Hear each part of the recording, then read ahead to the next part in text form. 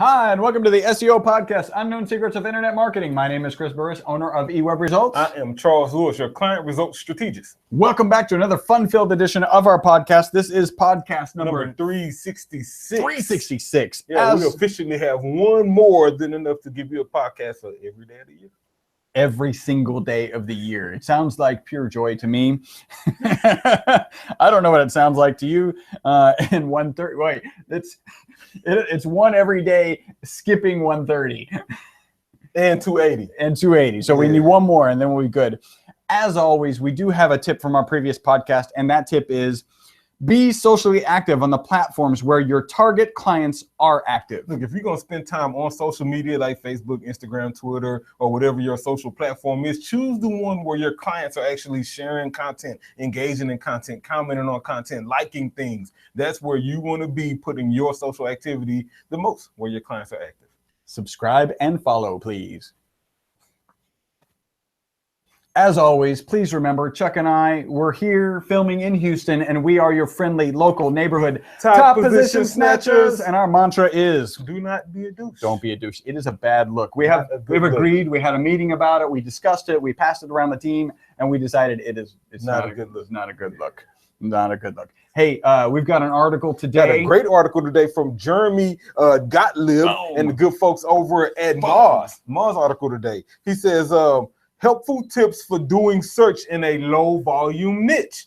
That's it, whole podcast freestyle. Probably make a little bit more sense now, don't it? Yeah. So helpful tips for doing search in a low volume niche. And so I think this is great because we come across clients all the time who just don't have much search volume. Right. And so we need to figure out ways to how you service them and give them great results. Exactly. So we'll get into that in a minute. Absolutely. If you are in a position to, you have some sort of electronic device, we ask you to tweet now. What should they? You should tweet us, right? Make sure you use the hashtag SEO podcast. This is number 366. Tag us in it at eWeb Results, at Best SEO Podcast. That way we can follow you back.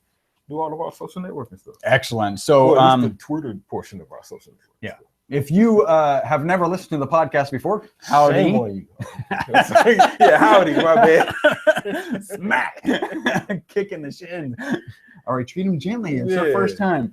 If you've listened to this podcast before, you know the section that we're going to skip. Yeah. We are skipping that section today because the way this works, we run a little tiny contest. If we get 10 shikos. A shiko is an eWeb Results branded term for social engagement. It stands for shares, likes, and follows. Shiko. If we get 10 of those and we get a review, then we skip the section where we tell you how to leave a review for us. We did get 10 and we did get a review, actually 3 reviews. So we are, in fact, going to skip that section. We will, however, tell you how to shiko us. And there's all the platforms. You can find our profiles there. They start with facebook.com/eWeb Results, youtube.com/eWeb Results, twitter.com/eWeb Results, instagram.com/eWeb Results, linkedin.com/company/eWeb Results. All of those will take you to our profiles on those platforms, and you can shiko us, please. If you're a PHP genius or a WordPress guru, we're probably looking for you. Go ahead and call and leave an audio resume, 713-510-7846. If you, sitting out there listening to this, would like a free, comprehensive website profit analysis, then go ahead and get to our website, ewebresults.com. Click the green button. You don't know if you need a profit analysis. Ask yourself these questions. Does your site make you money? Yeah. Just that one question. Start there. Ask that and then one the question. next one does, do you think it might be possible that your site could make you more money? Yeah. If it's like maybe, then fill out that form, click the green button, fill out that form. Your answer isn't yes and then no, then you should be reaching out. Yeah. Absolutely. All right. So that we do not have any algorithm cataclysm. No algo cat today. So I'm thinking that we should do. Let's do reviews first. I feel like a review. I'm happy that I didn't have to put a tattoo on. The first review is from Daniel Martin, and it is, of course, 5 stars. And literally, the start of a review says 5 stars. Literally, it says 5 stars in high-pitched voice in the parentheses. Best info on SEO, WordPress builds, and plugins. Just entered the 1 to 365 club with marathon binge listening. Wow. Punch in the face to you. That's That's awesome. Yeah. Dude, I did that with Scandal on Netflix. So yeah. that's Thank you, Daniel. That's awesome. Maybe one day I'll be able to take my extensively knowledgeable keyword research expertise and convert it into extensively knowledgeable keyword research expertise. Yes, it was hard for me to read that first time. And convert it into high-paying job at eWeb Results. Hey, you may not be a PHP guru, but we still might be looking for you. He's local? Where is he local? He doesn't say. Doesn't say. Let's see. So I'll get to the first page of YouTube results. I'll get you to the first page of YouTube results if you can get me through next week's podcast. Don't be a douche. The green cabbie. Punch in the face to you. Punch in the face. Not entirely sure what it all means. Yeah, send us an email. Podcast at ewebresults.com. And we'll hit you back. But punch in the face for giving us a 5-star review that says 5-star in it. That's pretty cool. Next review is 5 stars. It's from Kenneth Calhoun. Punch in the face to him. I had a great conversation with him. And sounds like an awesome name. His sound important. Yeah. His entire review is he makes decisions for people. Yeah, his entire review is just the 5 stars. He's too busy to actually leave a review, so he that's it. 5 stars. That's it. Hey, right to the point. Our next one, Calhoun-ish, right to the point. Yeah, he has no time. My next one is first off, punch in the face to Richard Boehm. He's with Brake Caliper Specialists .uk. I've been having some great conversations. He's a business owner in the UK. He's doing Lean Six Sigma stuff. He's doing really cool stuff for his business. And some of the cool stuff he's doing is listening to our podcast and implementing it. And now he's trying to move out of that role a little bit. And I'm kind of trying to convince him to move out of that role a little bit. And his review was, of course, 5 stars. It says, enjoyable. The title is Enjoyable Show and You Learn Something. And the text is like learning and having fun. Yes. Text is, I thought I was great at SEO and that there wasn't much you could teach me that I didn't already know. If you're like me, then listen to this podcast and you'll find lots of knowledge gaps you thought you didn't have. It is all bite-sized stuff, I suppose, but kind of low-hanging fruit stuff too. So if you have the chance to implement even a small portion of what you can learn on this show, then you can benefit from the effects of great SEO really quickly. He got it. Like we purposely go after the low-hanging fruit, the bite-sized nuggets that you can absorb and walk away with an action item versus hitting you with some whole bunch of advanced stuff that frankly you will just need help with. Yep. You know why we go after the low-hanging fruit? Because it tastes the same as the high-hanging fruit. That's part of it. Require a ladder. Yeah, because the ladder's expensive. That's why the ladder is actually expensive. Punch in the face to you, Richard. I'm going to talk to him in a couple more weeks. Excited to be talking to him. We just have great conversations. The last one went it was this morning, went way too long, like from our schedule perspective, and the right amount of time for all the brainstorming we did. You news? Yeah, let's do. Why don't you? I'll do news first because yours is usually more related. So the first news I have is 4 major firms pull millions of dollars in advertising out of YouTube, and they did out of Google, but out of YouTube, but out of Google. Yeah, out of Google. So really, what it was is their ads were showing next to videos of extremist videos, and they're like, we're not really kosher with this. I saw that, and I was explaining it to my wife because she was like, oh, I would pull mine too, and I was like, well, hold on, sweetie. Understand that the way YouTube's algorithm works and Google, if those videos are showing next to those, that's because whoever's watching them has looked at those, you know what I'm saying? And they're being fed recommended content based off of their previous browsing experience. And so you could be an extremist and Jordan lover, and so maybe you should have Air Jordan ads on the next extremest video. Yeah, that's just how it goes. And so what that really means is the people who was complaining might need to check their browser history. is what I was looking at, because frankly, those firms who pulled out Verizon, AT&T, they could easily hire someone like us, even though I'm pretty sure they have somebody on deck managing their paid ads to go check that box that says, don't display my ads here. You know what I'm saying? Like, it's that simple. Pulling out budget is a political move and meant to prove a point. Because that's not the answer to their problem. Yeah, I think on YouTube though, because this was specifically out of YouTube, you may not have there isn't an extremist category, right? So you can not show your videos on whatever, on people interested in construction or whatever. So I think that was part of the problem. And then, it's just another of this, bad news kind of stuff, false news, and getting a handle on, okay, we've got to be able to categorize these and make sure some people aren't I get it. marketed Let me ask you there. this though, AT&T, Verizon, and those who pulled out, if said person who was interested in fake news and all of that stuff still needed cable, internet, and phone, Would you sell it to would them? you sell it to them? Yeah. And my guess is that said extremist, said racist person, whoever it is, all the money green, and you'd probably take. And you take the green. Yeah. Yeah, I would agree with that.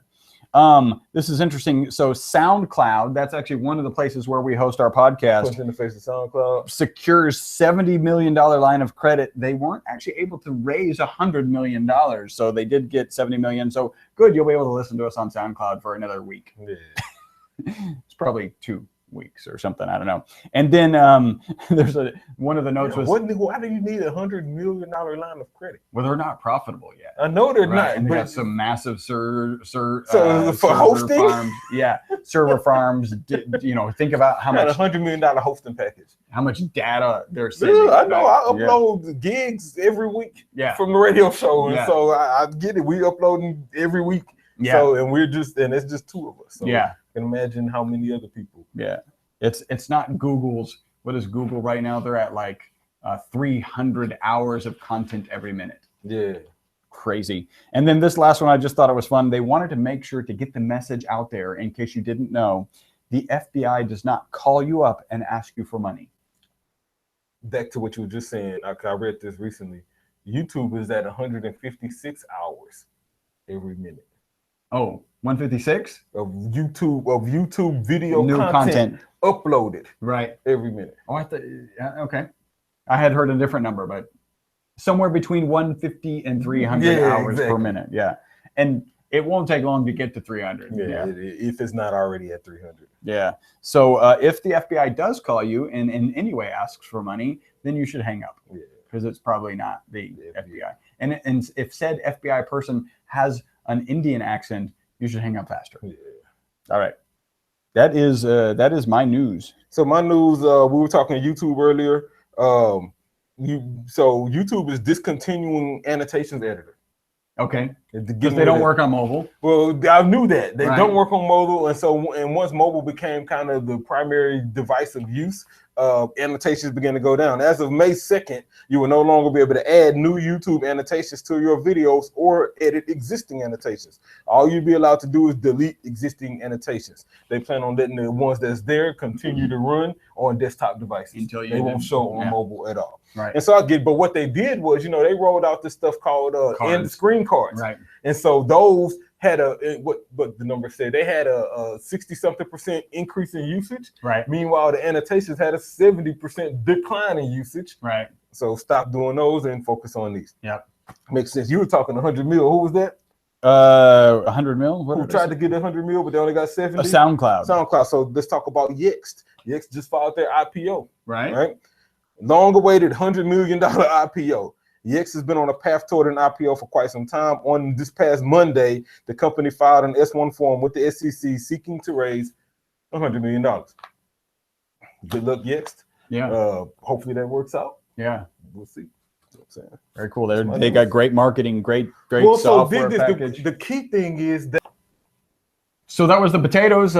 Cool stuff about Yext. Now it's time to get into the meat. I want to give a punch in the face to my guy Jeremy and the good Boom. folks over at Moz. He posted this article, helpful tips for doing search in a low volume niche. Right? How many of you guys are in businesses or in industries where there's just not much search volume, right? A whole bunch of competition when you search is 1 billion results, but not many people actually searching, right? This article is for you guys.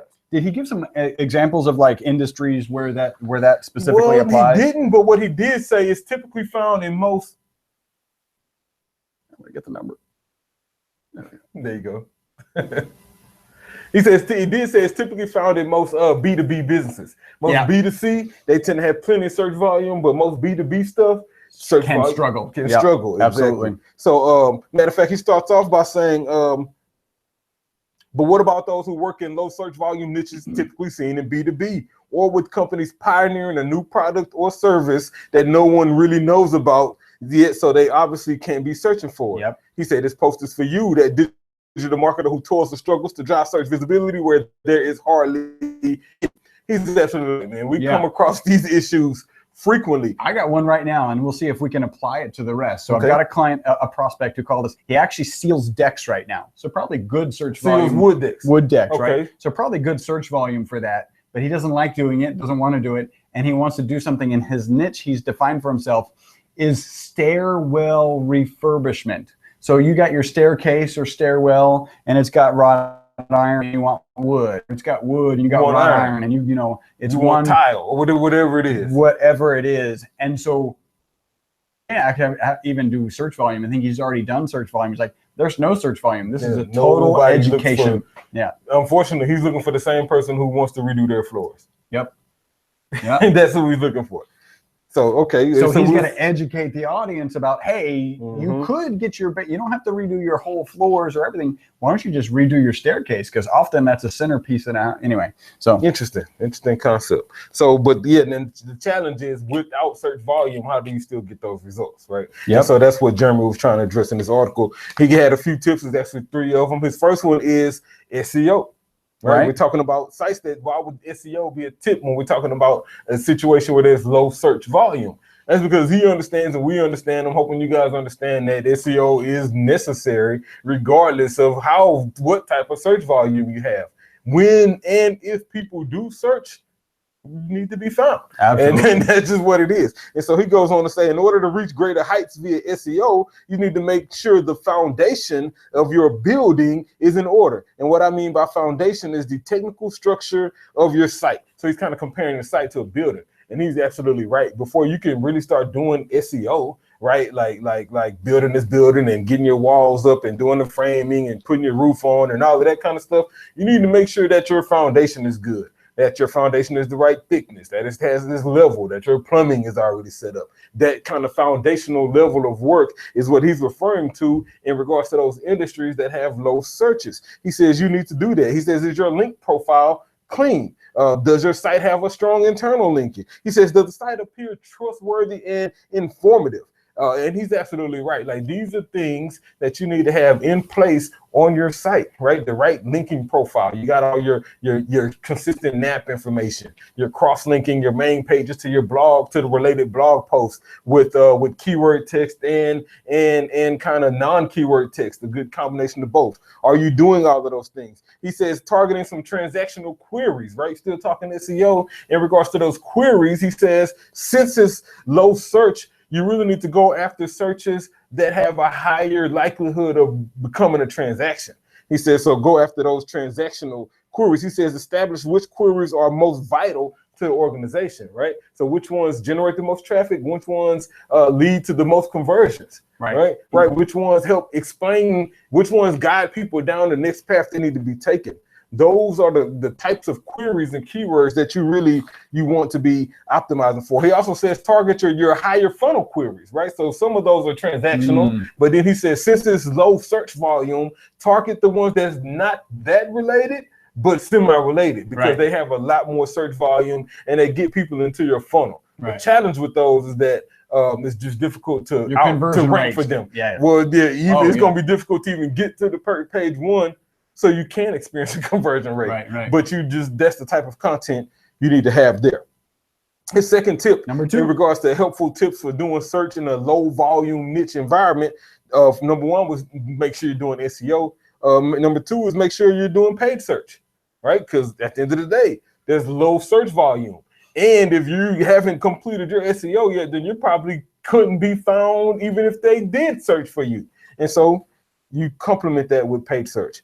He goes on to say, using paid search for Google or Bing AdWords in conjunction with an organization's SEO efforts will assist the company's bottom line. He's absolutely right. But dig this, the main tip is bid on your money keywords, right? Because since there's low search volume, since there's not many people looking, you need to be putting your budget in the places that's going to generate the best possible result. Absolutely. And that's your money phrases. I said this, use PPC to support your messaging. Right, so maybe you do rank, right? But maybe your ranking and your description or for whatever reason you don't want to change it. Right? So, hey, banister, Gotcha. redo your staircase, improve your home, look and feel. And maybe you don't have that. Maybe there's Google's actually driving your the description that's ending up in the SERP, so you can actually control that. Exactly. Or maybe in the case where we've been kind of debating internally a lot about kind of doing paid ads when doing when you already rank well. In the case of Stair Guy, right? Maybe he ranks for flooring. Right. Or some hardwood flooring or something like that organically. Then I'd probably do a paid ad that said, only do your stairs or something like that. So we could control the messaging. They could see duplicate listings, kind of increase our strength, increase our credibility, and we can control what they actually see and believe. Yeah. But the point is, take advantage of pay-per-click when you're in those situations that have low search volume, because that's another opportunity for you to be available. He says, matter of fact, while you're taking, not only bid on your money keywords, but take advantage of the RLSA. That's your remarketing list for search ads. So anybody who's hit your website, make sure you have your remarketing set up, is what he's saying. And he didn't say that here, but I'm gonna say it. Make sure you do that on Google and Facebook. Like, take advantage of remarketing and retargeting in both locations, because when there's low search volume, you need to put your website in a position to be in front of those same people who may not be searching, but still may be relevant to what you offer. Absolutely. Last one, number three. We're talking about helpful tips for doing search in a low volume niche. His first one was SEO. Second one was do PPC. His third one is CRO, stands for conversion rate optimization. We kind of coined it as CVO. Chief Results Officer. Yeah. Hey. Conversion rate officer, chief results officer. We call it CVO, right? Search engine visitor optimization. Right. Same concept. And the concept is basically, once that visitor gets there, what do they do? Make sure you do something good. And how do you make them do that? He goes on to say, it's not uncommon for organizations operating in a low search volume niche to have a fairly long sales cycle. The end game of what we're trying to accomplish here is drive people from an informational mindset to a transactional mindset. He brought up a point that I hadn't thought of that is truly, truly accurate. Usually in cases where there is low search volume, it's because it's a very lengthy process that you're dealing with. Right. And so if you're in that situation, then you need to, in regards to your conversion rate, first thing is to understand that you're probably not going to get a one visit conversion. Right? It's just not going to happen. And so if you understand that your people need to be educated first, then you create your process on your site, you create your funnel to complement that guides them down that process. Maybe instead of a contact, they get a free white paper that begins to educate them, that leads them to a newsletter that they may receive 3 or 4 times before they finally get a phone call where you can kind of go in for the close. Yeah, or whatever your sales funnel looks like, make sure that that's deeply embedded in your site for the sake of conversions. Right. Because if your site doesn't complement the sales process and the sales funnel, then when people do convert, you won't know how to handle them. They won't understand where they're at, and they won't get the best value. Well, how do you do that? I added this on here, and I said this because we talk about it frequently. Dude, your call to actions, your credibility builders, your USPs, all of those things, all of these elements you have on your site should in some shape, form, or fashion speak to your sales process, and then guide people through your sales process from your site. Right. So that way, whenever they convert, whether it was a newsletter subscription or a white paper download or contact form submission or whatever it was, at least you understand where they're at and what the next step for them is. Take advantage of understanding what your sales process is. And lastly, test and measure. When you're talking about conversion rate optimization, you want to make sure that you're testing and measuring constantly. Like, you got to be willing to tweak and make adjustments whenever it's necessary. Yeah. And you can only do that if you're testing and measuring, if you're looking at the conversion, if you're looking at clicks, and if you're seeing what's working and what's not working. Good rule of thumb is every 30 views.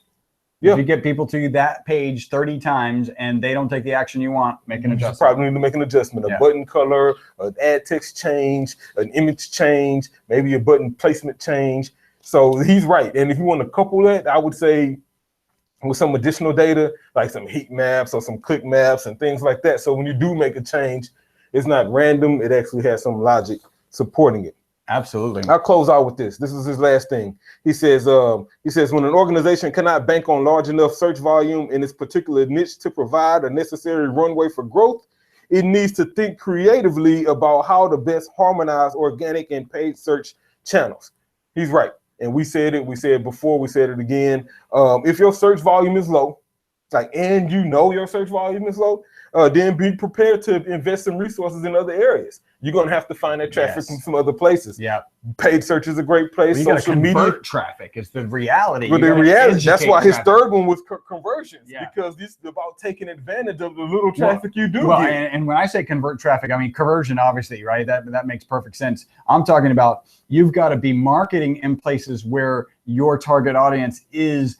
Convert them from where they're at to a site visit. Right. So in the Bannister case, they're looking at how do I do it myself floor, and then you got to add there saying, don't redo your house, just redo your banister, right? And so boom, you're getting them converted into. So you got to educate them. That's the challenge with this typically. And then also, I think on these lower search volumes, just be willing to, it's going to be a longer sales cycle. It's probably already know it's a longer sales cycle. So maybe you need a softer initial capture, softer lead capture. Tripwire, come up with the free download. Come up with a store visit. Come up with something that's not as aggressive and intimidating to commit to up front. Exactly, it's a longer sales process. Maybe it's just committing to the next meeting, even. But you need a softer lead capture for sure.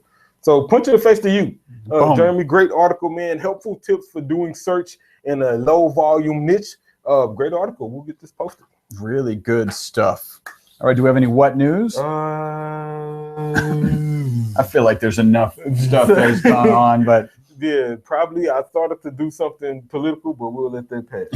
All right. So if you like this podcast, we're going to ask you to do one thing. That's 3 tasks, right? So 3 things, and that is to share this podcast with 3 people. Just share it with business owners, share it with people who are in the industry. From the same type of content. Your circle of people who who could benefit from learning about what to do in the low search volume type industry. Share the podcast with them. Tag us in it. Tag them in it on Facebook, Twitter, or your favorite platform.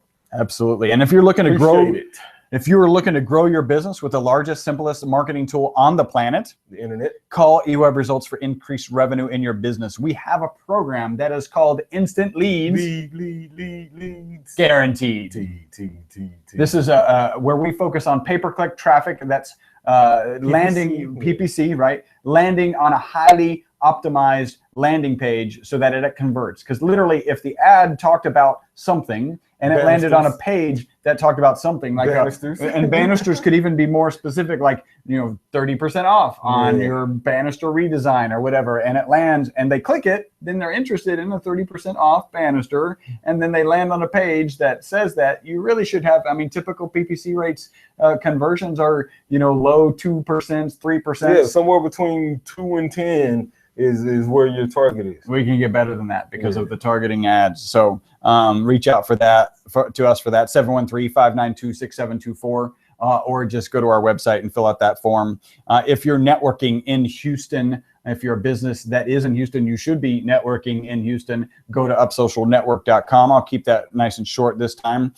Please remember we are filmed live here at 5999 West 34th Street, Suite 106, Houston, Texas, 77092. If you want a video, transcript, or audio of this podcast, just go to our website, ewebresults.com. David is doing a phenomenal job of making sure all the content's out there in the right spot. Content, tips, transcriptions, audio, video, all of the above is all there. And we just want to thank you guys. You guys have made us the most popular internet marketing podcast on iTunes in the known universe. Thank you very much. Appreciate it. Yes. Until the next podcast, my name's Chris Torres. Charles Lewis. Bye-bye for now.